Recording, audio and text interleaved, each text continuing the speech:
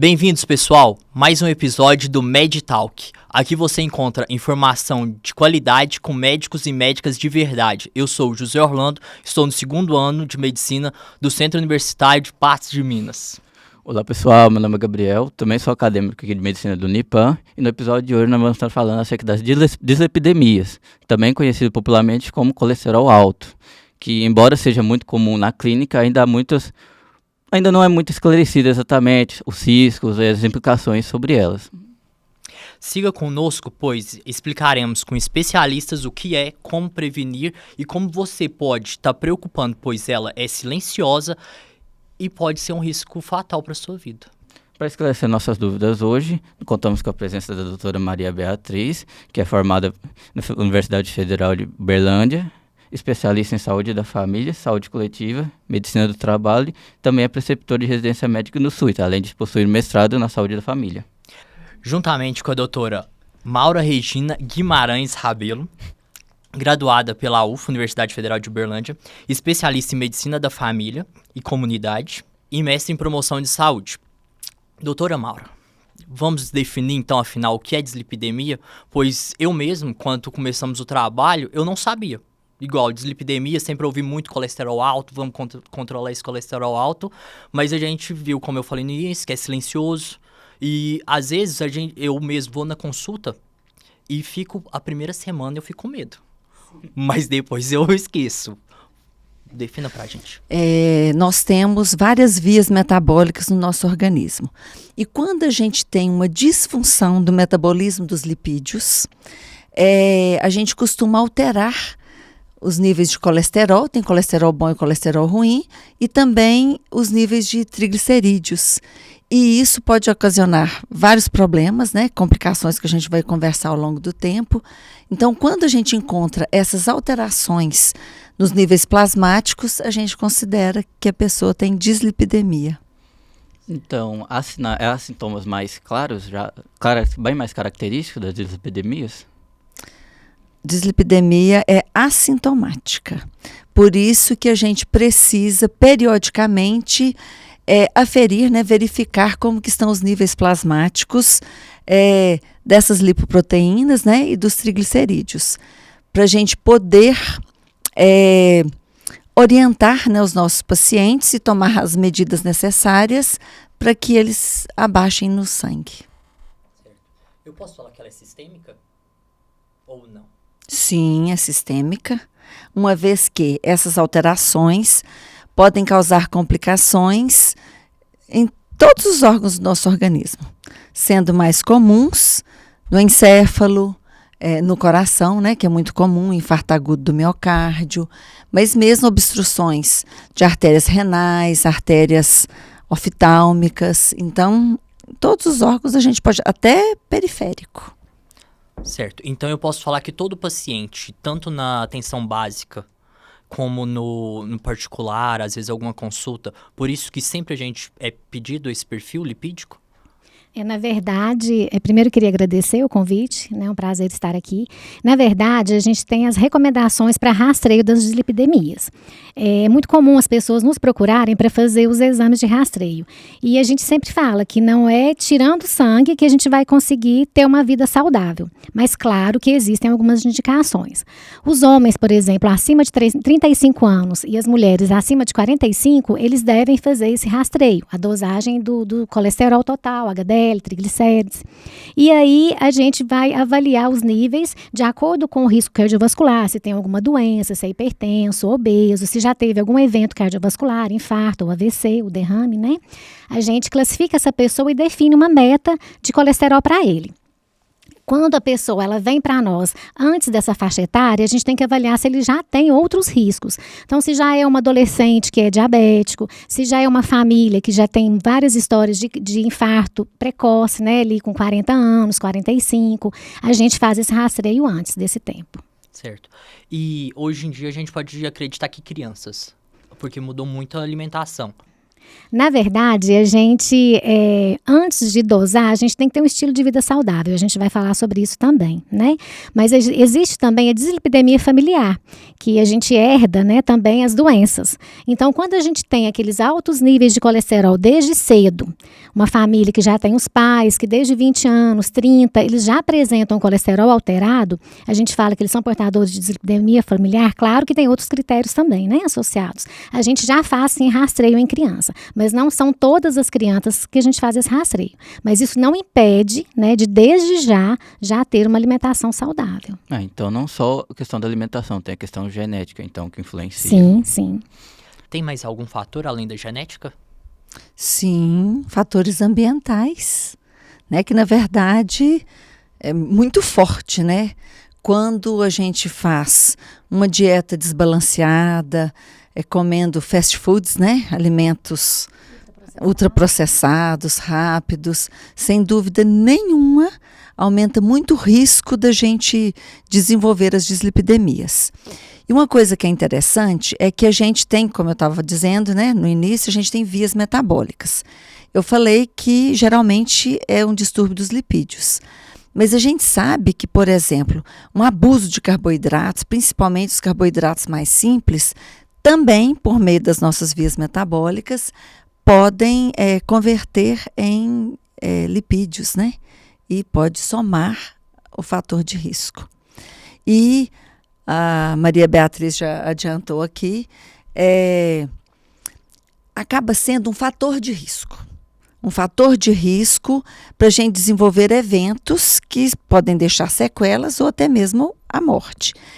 E como se trata de um fator de risco, a gente não pode colecionar fator de risco. Eu bato muito nessa tecla. Então, a pessoa que já tem algum fator de risco, ela precisa necessariamente cuidar dos lipídios, porque senão ela vai estar somando fator de risco. Já é hipertenso, já é diabético, sedentário, obeso, né, estressadíssimo, tabagista.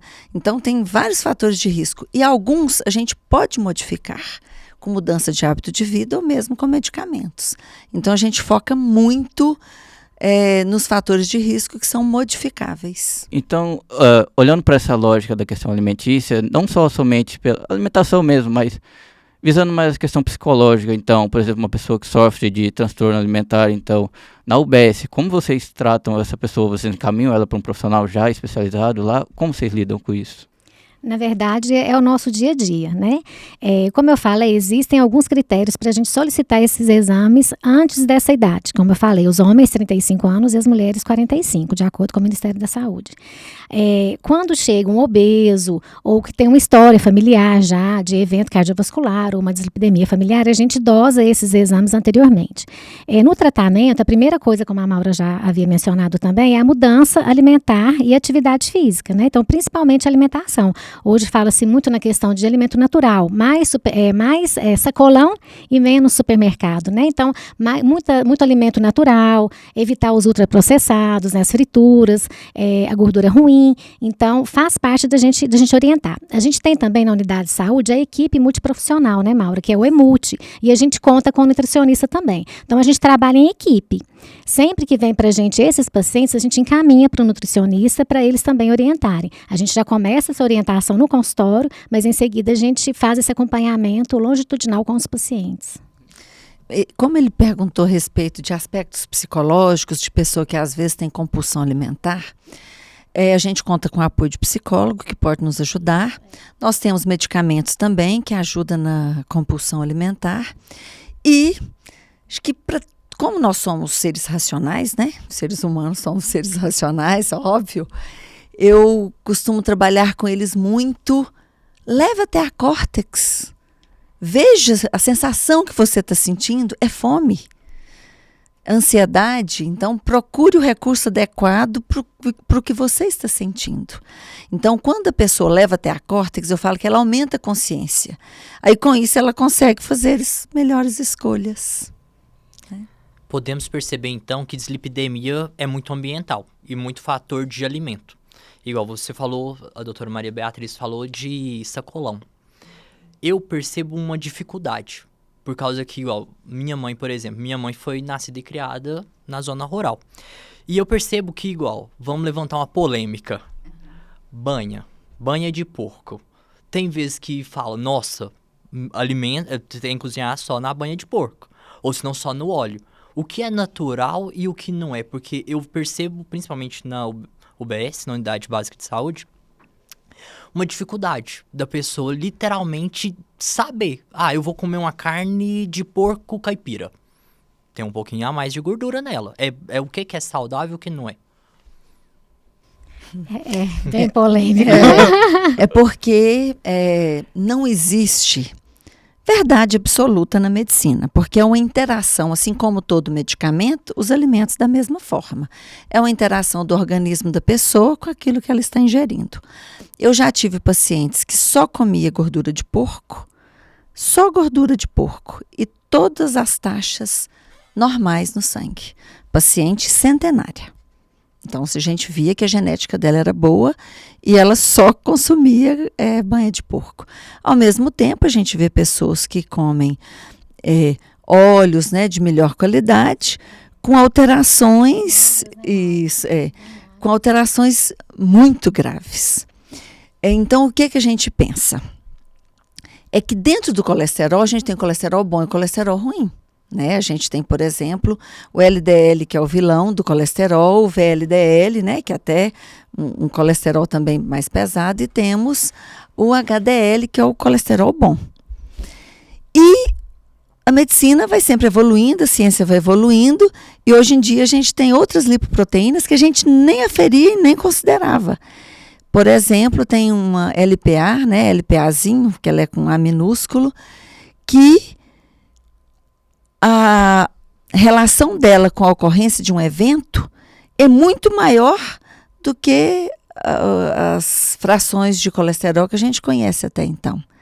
E o pior, ela não tem resposta nem com atividade física, nem com medicamento. Aí a gente pensa, que vantagem então que teve a ciência descobrir uma lipoproteína que não tem recurso nem ela é genética, ela é só altera por fator genético. Que não adianta fazer atividade física, nem dieta, nem tomar medicamento, porque nós temos as estatinas, né?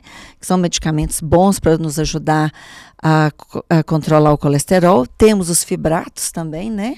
Que nos ajuda a controlar os triglicérides.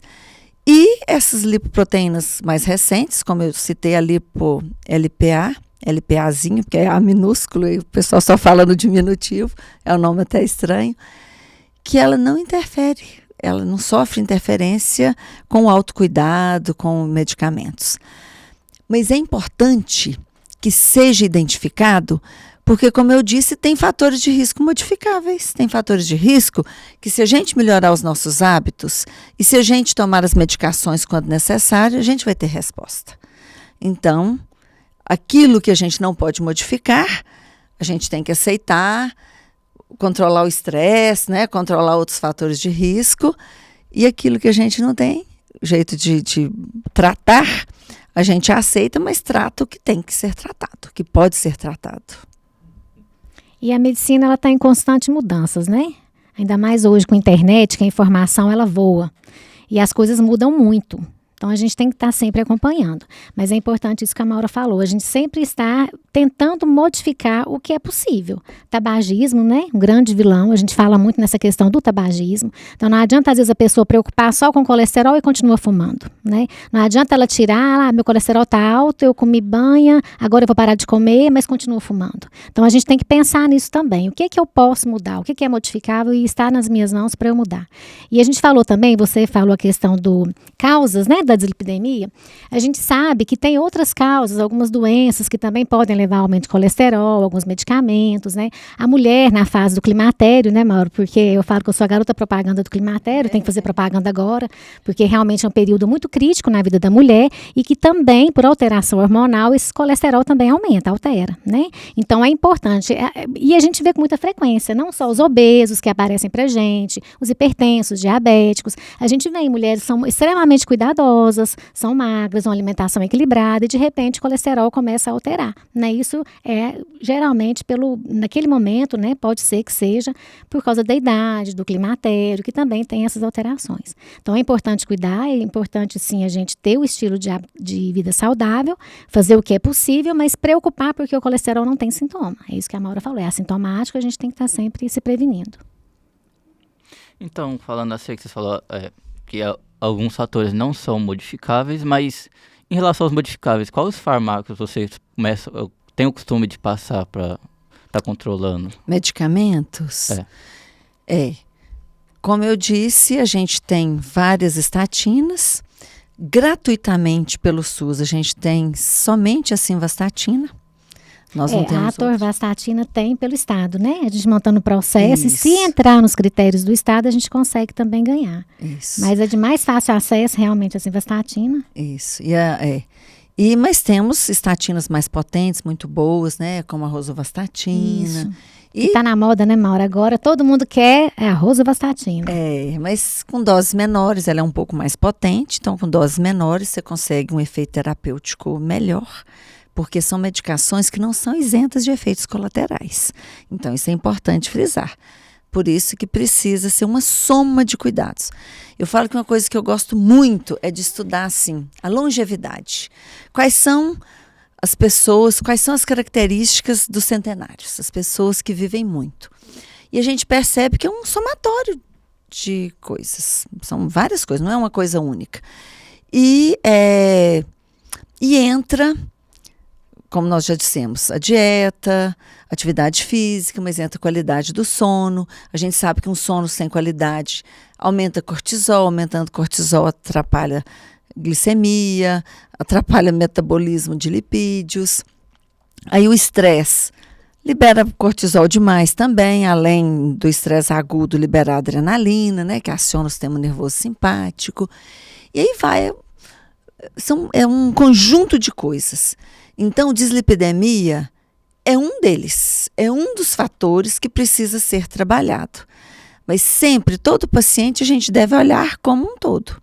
E a gente tem que procurar evitar ser iatrogênicos, porque às vezes a pessoa toma a melhor estatina, faz a dieta que a gente recomenda, faz atividade física e ainda assim, por fator genético, ela continua com colesterol e triglicérides alto. E sente culpa, e eu não consegui, eu faço tudo e não adianta. Então a gente precisa também evitar a iatrogenia e às vezes falar. Você aderiu ao tratamento, né, fez o que foi recomendado de melhoria da qualidade de vida, com certeza seu risco cardiovascular diminuiu. Não é limpando o lipidograma, está tudo normal dentro dos valores de referência, que você diminui o risco da pessoa, né? Quando ela adere aos bons hábitos, você já está diminuindo o risco dela, né? Certo. Conte pra gente no manejo de vocês, no dia a dia. Porque eu acho o seguinte, a partir do momento que você tem um remédio, porque eu pelo menos, é igual eu falei, eu lembro na primeira semana, primeiros 15 dias eu tô ali com medo. Tô fazendo dieta e como não tem sintoma, ela é assintomática. Os pacientes de vocês aderem bastante ao tratamento, faz essa dieta, ou simplesmente eu acredito o seguinte, tô tomando um remédio, seja o que Deus quiser. É muito variado. Hoje a gente toma conduta centrado na pessoa, né? Vocês já ouviram falar muito sobre isso. Como a Maura falou, a gente faz uma avaliação integral do paciente. Então a gente ouve o que o paciente espera de hoje. Então tem pacientes que eles não estão preparados para entrar com medicamento, porque medicamento é todo dia, né? Às vezes tem que comprar, não tem na farmácia, eu tenho que pagar um ônibus para ir lá buscar o remédio.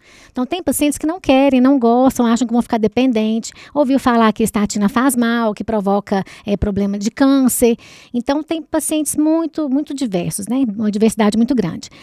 A gente conversa, né, Maura, na consulta, e a gente vê o que ele espera. Se ele fala que ele prefere mudar o estilo de vida, prefere iniciar atividade física, eu como muito mal, eu fumo, eu vou fazer de tudo para parar de fumar, a gente pode entrar em acordo, né? Então, como a gente falou, a gente encaminha para nutricionista, para o psicólogo se necessário, o educador físico, e aí a gente combina, então você vai entrar com a dieta agora, vai entrar com exercício, ou uma mulher que está no climatério vai iniciar a reposição hormonal, e daqui 6 meses a gente reavalia, ou 3 meses a gente reavalia, né?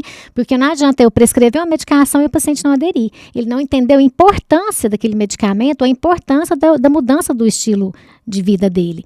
E ao mesmo tempo, não é só o medicamento. né? Então, a minha conduta é essa, eu converso com o paciente, e é engraçado que a Maura deve ouvir muito isso também, né? A gente pergunta, mas e aí, o que você acha? Doutora, a médica que é a senhora. E às vezes olha pra gente com ironia, como se a gente não soubesse ali a conduta, né? E a conduta, na verdade, ela é traçada junto com o paciente. Eu tenho que ouvir meu paciente, entender qual é a expectativa dele em relação a essa consulta, em relação ao problema que eu agora apresentei para ele, né? E a gente trabalhar juntos nessa questão. Então, a gente tem paciente que já quer entrar com a medicação, que tem muito medo, que às vezes os pais infartaram cedo, teve um evento cardiovascular recente na família e até procurou, né, ali a unidade para fazer os exames porque teve esse evento. Então, é tudo ali muito individual, depende de cada caso. Eu agora acho que vou até confessar a minha idade. Eu sou do tempo em que a gente não prescrevia medicação antes que o paciente aderisse aos bons hábitos.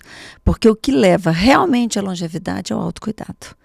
O medicamento é um auxílio, ele melhora fortemente o que a gente chama de desfechos intermediários, que é reduzir as taxas de colesterol e triglicérides.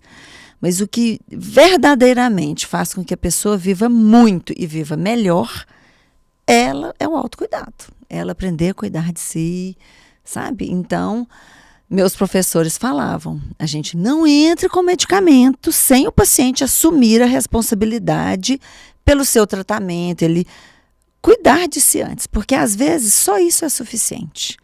Não sendo genético, muitas vezes isso é suficiente. Mas depois a gente viu que o estilo de vida está difícil, o estresse aumentou bastante, e a facilidade da gente conseguir alimentos fáceis, né, à mão, piorou bastante a nossa qualidade de alimentação.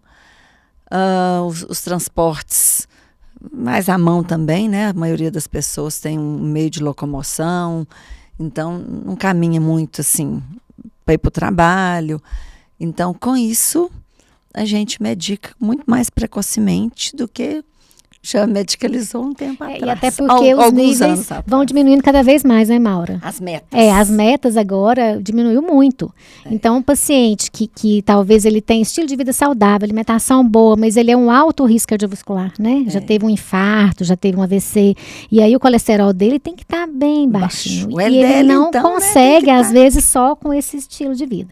E é importante falar isso, que não adianta só a pessoa querer o colesterol normal e continua fumando, né? Bebendo, né? Não faz atividade física, continuar acima do peso, né? A gente sempre também reforça essa questão.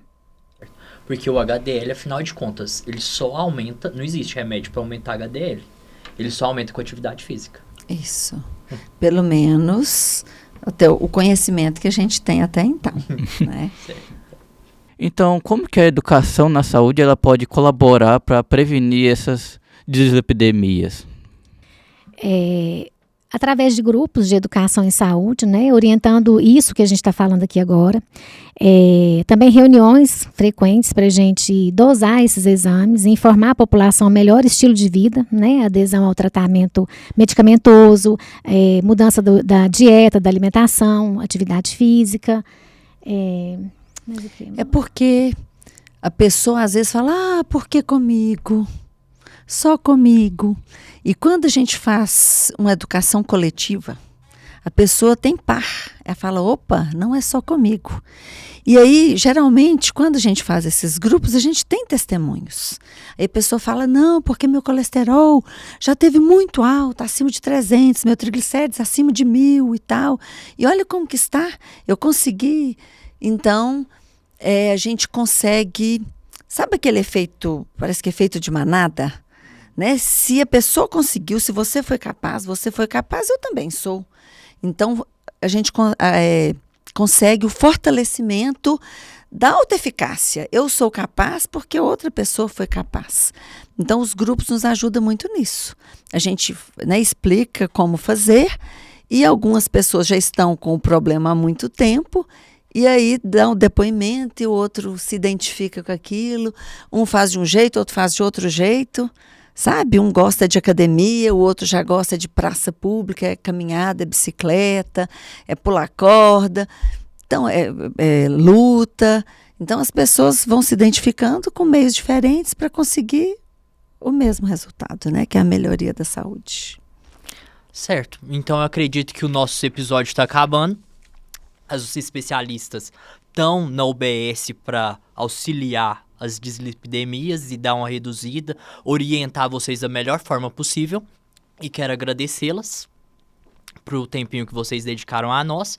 E vocês estão esperando. E alguma mensagem, algum recadinho para os nossos telespectadores? Se amar e cuidar de si. E se identificar, né? Buscar pessoas que conseguiram aquilo que você está se propondo a fazer ou aquilo que você precisa fazer. E é interessante que quando a pessoa consegue, ela sente um prazer em ter conseguido. Então pode demandar esforço, ela pode ter que mudar algum hábito que às vezes ela não gostaria de mudar, né? Porque para ela é confortável aquele hábito anterior.